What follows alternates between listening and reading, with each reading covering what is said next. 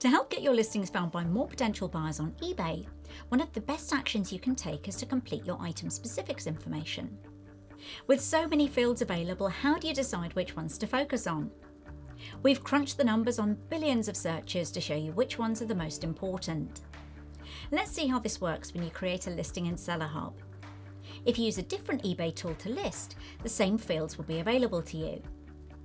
Start by entering a keyword-rich title. For this example, we'll enter large, beige, faux fur, luxury fleece blanket throw.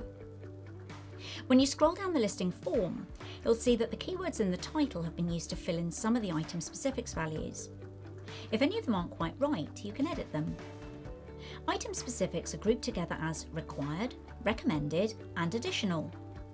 This makes it easier to see which ones to prioritise. You'll need to complete all of the required item specifics to create or revise your listing. The most commonly selected item specifics values are shown. You can add them with a click.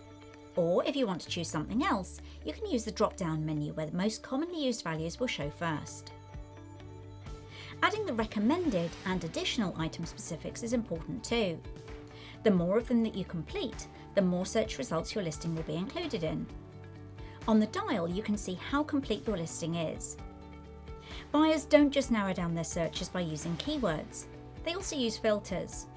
So fill in as many fields as possible to give your items a better chance of being shown to potential buyers. The number shown here tells you how many times buyers have filtered by these item specifics when searching. And that's it.